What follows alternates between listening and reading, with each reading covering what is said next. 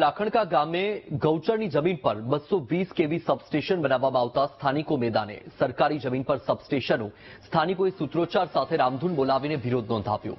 300 વીઘા જમીન પર બની રહ્યું છે સબસ્ટેશન।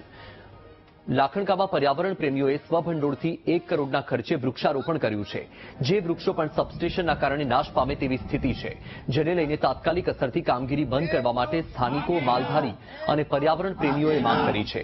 જો વહેલી તકે કામ બંધ નહીં કરવામાં આવે તો આંદોલન કરવામાં આવશે તેવી ચીમકી પણ ઉચ્ચારી છે।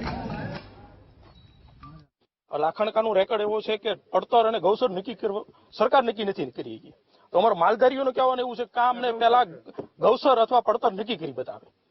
જો આની ઉપર કોઈ પણ કાર્યવાહી નહીં કરવામાં આવે કે કામ બંધ રાખવામાં નહીં આવે તો માલધારી સમાજ દ્વારા મામલતદાર કચેરીનો, કલેક્ટર કચેરીની જરૂર પડશે તો એમ ઘેરાવ કરવામાં આવશે અને પશુધન લઈ અને અમારા બૈરા છોકરા લઈ અને એમ ત્યાં જઈ અને માલધારી સમાજ બધો મામલતદાર કચેરીનો ઘેરાવ કરવામાં આવશે। પ્રશ્ન એ છે કે આ ગૌચરની જમીન છે, બરાબર, આ જગ્યા છે ગામની, અને આ ગામમાં 220 કેવી આવી રહ્યું છે, એના માટે અહીંયા કામ ચાલુ કરવામાં આવી રહ્યું છે। એના માટે ગામ પ્રતિનિધિ તરીકે મેં ગામને સમસ્ત ગામ લોકોએ મને રજૂઆત કરી કે ભાઈ આનું કઈ નિરાકરણ લાવો, એટલે મેં કીધું ભાઈ આપણે છે ને ગાયો માટે એક સંઘર્ષ કરવી, જે કરીને આ સરકારને ધ્યાન દોરવી। 220 કેવી બનાવે છે એમાં અમારું પર્યાવરણ બસતું નથી। ગામ લોકોએ 4000 વૃક્ષો દાળીઓ કરીને સોંપેલા છે અને અમારા ગામનું ગૌચર કે સરકારી પડતર ડીઆલઆર નક્કી કરેલું નથી, છતાં પણ આ જમીન દઈ દેવામાં આવી છે।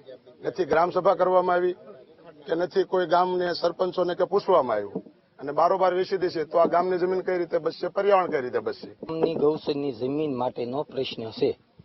આપણા દેશના વડાપ્રધાન માન્ય 35 વર્ષથી ગૌ માતા માટે મત માગે છે અને ગા માટે બમણા ફૂકે કે હું ગાઉ માટે આમ હિન્દુત્વની ગાઉ આમ કરીશ તેમ કરીશ એમ, અને જ્યાં જો ત્યાં આને ગૌચરની જમીનો ઉદ્યોગપતિઓને પાણીના ભાવે આપી દેશે તો આ પશુધન વાળા ગૌચરની જમીનો નહીં હોય તો પશુધન કેમ બચશે?